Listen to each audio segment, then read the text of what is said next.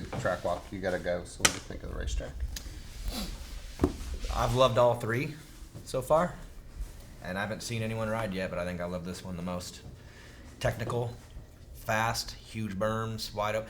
This will be like what we've seen from the first three, but just an uptick in speed everywhere. I think they're going to be flying tonight.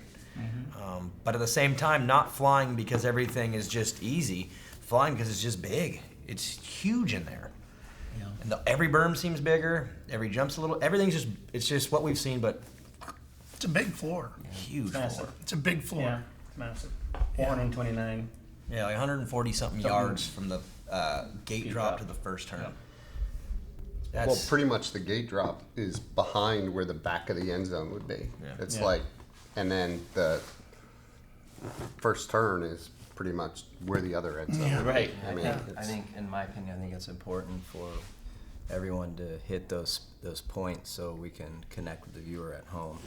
Give them some perception of, hey, this is a football in a field, football and a half field long, you know, or like you're talking about, how long are the whoop section? You know, like give some people some perspective. Yeah, I gave Ben some stats last night. But yeah, how long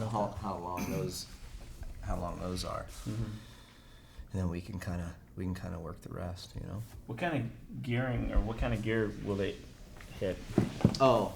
In that whole shot, maybe fourth. That depends on how the maybe the 250s maybe. I mean, that's a lot in a supercross track. You never go that high, do you? No. Only in the whoops. Sometimes big. Which is more for traction reasons, not for mile per hour. But the crazy part is too, is you think about the length. So we're like obviously thinking speed, the braking. They have to all come down to almost, and I think the first turn was built great. It's wide, open. If they tried any other first turn, it would have been dangerous. But they're going to be going so fast, and then all of them at the same time. And then to Ricky's point, certain riders like that because they're better at navigating those big open first corners. So not only are they going to be coming down braking like that, but there'll be some guys braking and then shooting gaps, and that's. Like I said, this is wild. This is, at least from a fan's perspective, it couldn't be cooler than this, I think. Yeah, some guys will just be looking for the apex. Some guys will be looking for opportunity.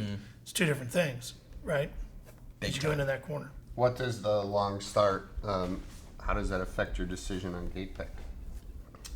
It definitely gives, and Ken Roxon said this, it gives, you can start from the outside and you have a fighting chance as opposed to being in a shorter start.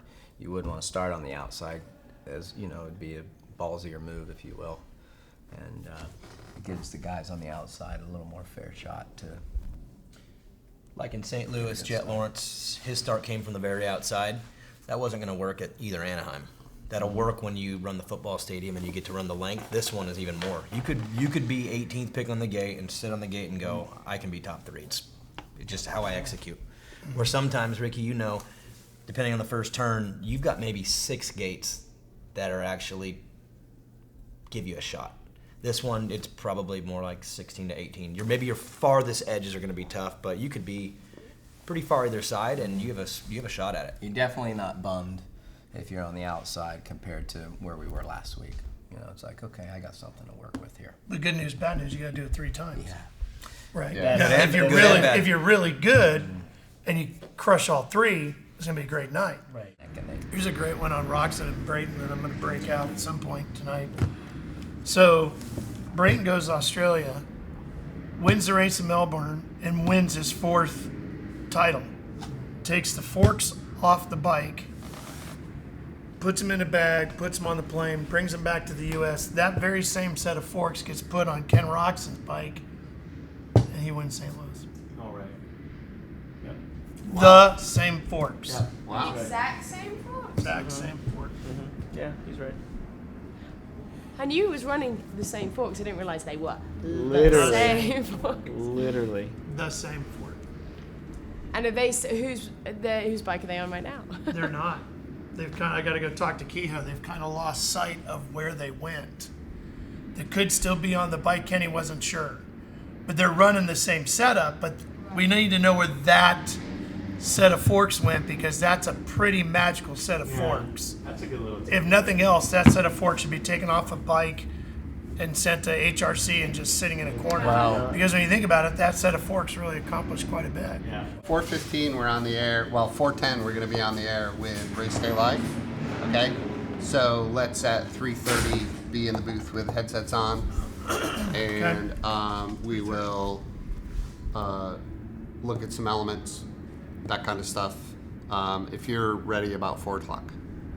Okay, and then in my notes here from this meeting, the last things are just going to be some elements I have for the Race Day Live cut-in. Okay, I want to do 3, 2, 1 highlights, kind of recap like the guys that are in, and we got the Jet update and the 450 riders on Triple Crown. But there won't be a format. I'm just going to throw it all at you. Welcome back. Okay.